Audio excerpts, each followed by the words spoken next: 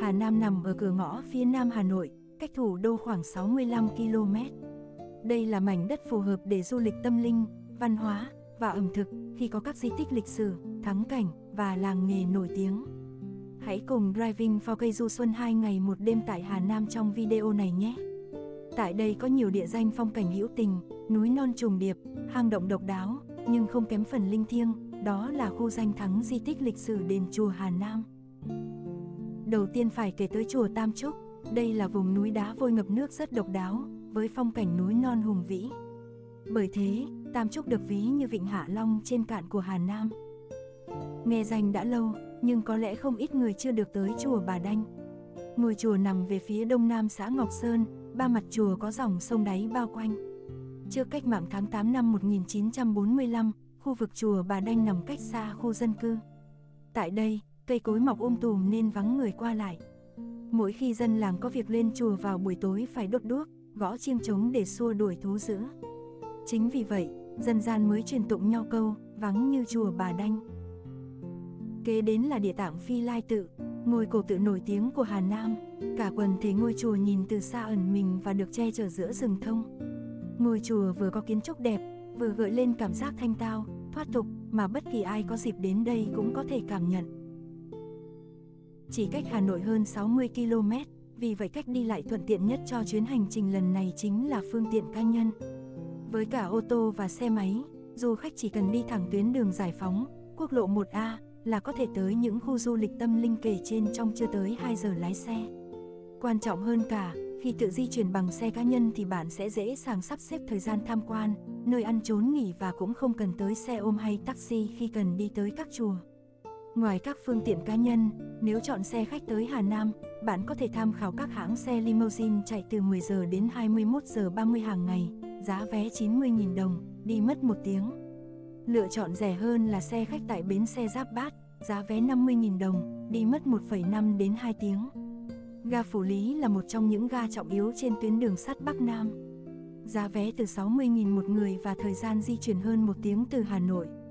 Đi tàu đúng giờ và giá rẻ nhưng bất tiện về thời gian vì chỉ có những khung giờ cố định, song bạn có thể thong thả ngắm cảnh dọc đường và trải nghiệm cảm giác đi tàu hỏa. Lịch trình chi tiết du xuân Hà Nam 2 ngày 1 đêm.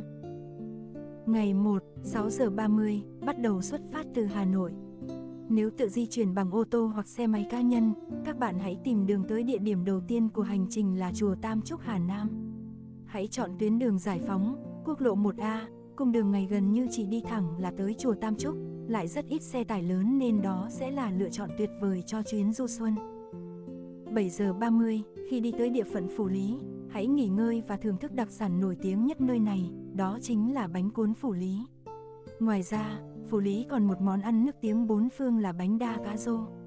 Còn gì tuyệt vời hơn khi làm ấm cái bụng đói bằng những đặc sản địa phương đúng không nào? 9 giờ, tham quan quần thể khu di tích chùa Tam Trúc, ngôi chùa lớn nhất thế giới. Khu du lịch tâm linh Tam Trúc nằm tại thị trấn Ba Sao và xã Khả Phong, huyện Kim Bảng, tỉnh Hà Nam. Chùa cách trung tâm Hà Nội khoảng 60 km và là một trong những điểm du lịch tâm linh thu hút nhiều du khách nhất cả nước, nối giữa khu du lịch Chùa Hương, khu du lịch Bái Đính và khu bảo tồn thiên nhiên Vân Long. Mảnh đất Tam Trúc linh thiêng, thần bí, nên hàng ngàn năm trước, ông cha đã chọn xây dựng những công trình tâm linh. Cách đây gần 20 năm, công nhân làm thủy lợi đã phát hiện dưới lòng hồ Tam Trúc rất nhiều cột gỗ, cột đá, xà đá, có những cột gỗ đường kính trên 1 mét. Giữa hồ, vẫn còn ngôi đình Tam Trúc. Bước đầu, các nhà khảo cổ kết luận, chùa Tam Trúc đã có trên 1.000 năm. Nhằm khôi phục ngôi chùa 1.000 năm tuổi và nhân lên giá trị vàng son non nước, sơn thủy hữu tình, năm 2001, chùa Tam Trúc đã được đầu tư và phục dựng lại. Năm 2013, chùa Tam Trúc được công nhận là khu du lịch quốc gia. Đến nay, sau hàng chục năm xây dựng, chùa Tam Trúc với sự kết hợp hoàn hảo giữa vẻ đẹp cổ kính của ngôi chùa nghìn năm tuổi với vẻ hùng vĩ của non nước bao la, nhiều báu vật độc nhất vô nhị, đã và đang trở thành khu du lịch tâm linh hấp dẫn du khách trong và ngoài nước. Khi tới tham quan chùa Tam Trúc, bạn sẽ không phải trả bất kỳ chi phí nào vào cửa chùa. Tuy nhiên bạn sẽ cần đi du thuyền để đến được trung tâm của khu du lịch tâm linh này. Một trải nghiệm vô cùng thú vị khi được ngắm nhìn khung cảnh được ví như vịnh Hạ Long trên cạn trong chuyến du lịch của mình. Khi kết thúc hành trình bằng thuyền, du khách có thể tự do tham quan chùa Tam Trúc bắt đầu từ cổng Tam Quan nội. Tại đây cũng sẽ có điểm bán vé xe điện tham quan tất cả các khu tâm linh trong chùa. Tuy quãng đường đi trong chùa không quá dài nhưng có rất nhiều bậc thang, vậy nên nếu trong đoàn có nhiều người lớn tuổi thì các bạn nên sử dụng dịch vụ xe điện để thuận tiện đi lại. Khu du lịch Tam Trúc là nơi có rất nhiều công trình tâm linh tuyệt đẹp, có thể kể tới như vườn cột kinh. Đây là những cột kinh phục dựng giống bảo vật quốc gia, cột kinh của chùa Nhất Trụ, Cố Đô Hoa Lư, Ninh Bình. Hiện có 32 cột kinh cao 13,5 m, rộng khoảng 2 m, nặng khoảng 200 tấn. Điện Tam Thế cao 39 m, sàn rộng 5.400 m², đủ cho 5.000 Phật tử hành lễ cùng một lúc. Trong điện đặt 3 bức tượng Phật bằng đồng tượng trưng cho quá khứ, hiện tại, tương lai. Mỗi bức có trọng lượng hơn 200 tấn, phía sau mỗi bức tượng là lá bồ đề dát vàng. Chùa Ngọc trên đỉnh núi Thất Tinh được làm hoàn toàn bằng đá granite đỏ, bên trong thờ tượng Đức Phật bằng hồng ngọc nặng 4.000 kg. Để lên chùa, du khách phải leo lên 299 bậc thang đá. Từ đây, bạn có thể ngắm toàn cảnh chùa Tam Trúc.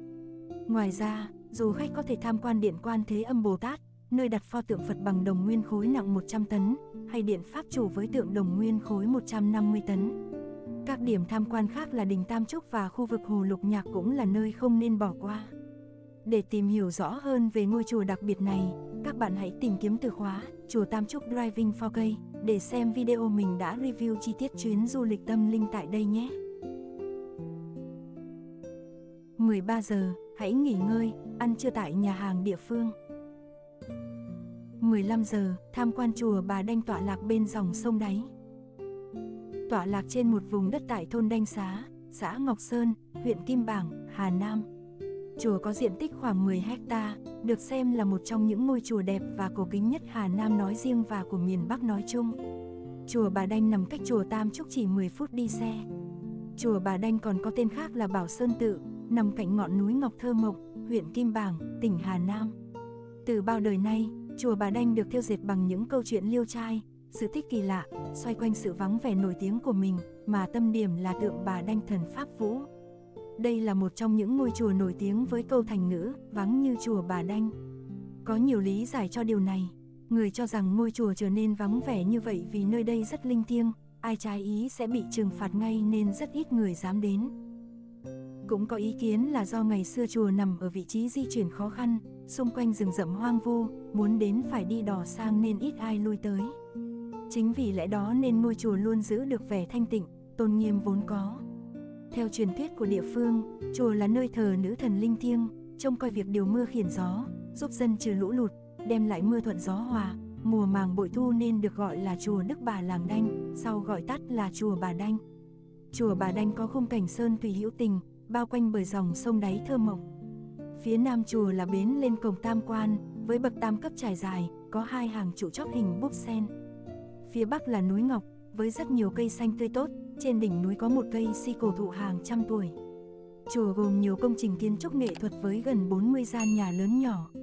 Tam Quan có 3 gian và được làm thành 2 tầng. Tầng trên có 2 lớp mái lợp bằng ngói nam, xung quanh sàn gỗ hàng lan can là những chấn song con tiện. Tầng này sử dụng làm gác chuông, 3 gian dưới có hệ thống cánh cửa bằng gỗ lim. 16 giờ, di chuyển về trung tâm thành phố Phủ Lý nghỉ qua đêm. Tại đây cũng có một ngôi chùa rất đẹp của Hà Nam là chùa Phật Quang. Nếu các bạn tới thành phố sớm hơn thì ngôi chùa này cũng là một địa điểm không nên bỏ qua khi du lịch Hà Nam.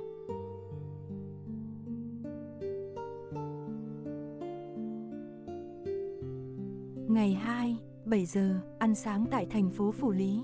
7 giờ 30, trả phòng và tham quan chùa Địa Tạng Phi Lai trên đường về. Chẳng cần phải đến đâu xa, ngay tại Hà Nam cũng có một ngôi chùa thanh tịnh và tuyệt đẹp được nhiều người yêu thích, đó chính là chùa Địa Tạng Phi Lai Tự. Ngôi chùa này còn có những cái tên khác như chùa Phi Lai Địa Tạng hay tên nôm là chùa Đùng, có lịch sử tồn tại đã hơn 1.000 năm tuổi. Hai bên có dãy núi mang hình dạng tả thanh long, hữu bạch hổ, cùng nhiều vật cổ có giá trị lịch sử thiêng liêng, mang đậm dấu ấn của lịch sử Phật giáo Việt Nam. Vị trí chùa nằm ngay trên một ngọn đồi nhỏ, phía sau có rừng thông xanh và thuộc địa bàn thôn Ninh Trung. Không gian bên trong vô cùng rộng rãi, bằng phẳng với đường dẫn vào khang trang. Những ai mới lần đầu đến đây sẽ phần nào bất ngờ khi sân dẫn vào chùa được trải sỏi trắng thay vì gạch đỏ như nhiều nơi khác. Chùa Địa Tạng Phi Lai tự sở hữu khung cảnh sơn thủy hữu tình, tựa núi và có ao sen nhỏ xinh trong khuôn viên. Tổng hòa cả quần thể như đang ẩn mình trong khu rừng kỳ vĩ. Ngay trước tổ đường là 12 vòng tròn được vẽ trên nền sỏi, tượng trưng cho 12 nhân duyên của con người.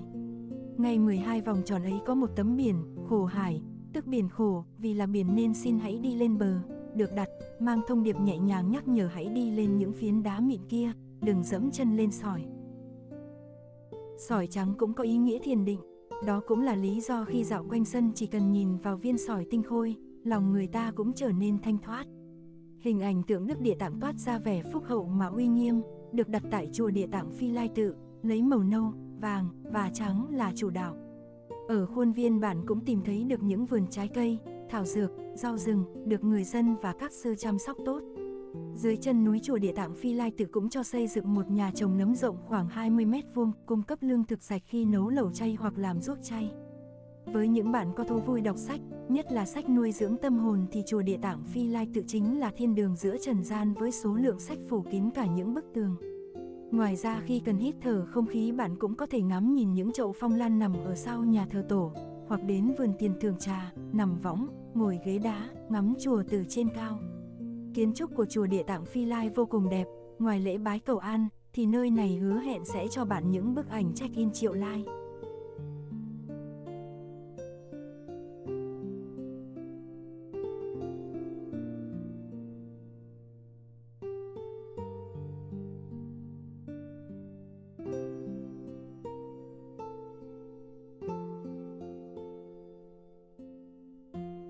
Đã đi du lịch thì ẩm thực là một trải nghiệm không thể thiếu. Sau đây Driving 4K sẽ giới thiệu tới các bạn một vài đặc sản nổi bật của Hà Nam. Đầu tiên chắc chắn là bánh cuốn Phủ Lý là đặc sản nổi tiếng nhất của Hà Nam. Bánh cuốn ở đây được làm bằng gạo tẻ tám xoan ngon và chất lượng. Gạo tám xoan sau khi được ngâm nước từ 3 tháng 4 tiếng sẽ được xay ra thành bột nước, sau đó được tráng trên nồi hấp. Bánh cuốn được tráng có độ mỏng vừa phải, giòn và là bánh chay, không thịt cũng chẳng mộc nhĩ. Nổi bật trên nền bánh trắng là những lớp hành phi vàng ươm, thơm nức, thêm vài giọt mỡ để tăng thêm vị béo ngậy cho bánh. Thực khách ăn cùng nước chấm mắm chua ngọt, có thêm dưa góp làm từ su hào, cà rốt và thịt nướng tẩm gia vị vừa ăn. Thịt nướng không quá khô, cũng không nhiều mỡ mà thơm mềm, ngon ngọt. Nhiều du khách cho rằng bánh cuốn Phủ Lý là sự kết hợp giữa bánh cuốn Thanh Trì và bún chả Hà Nội.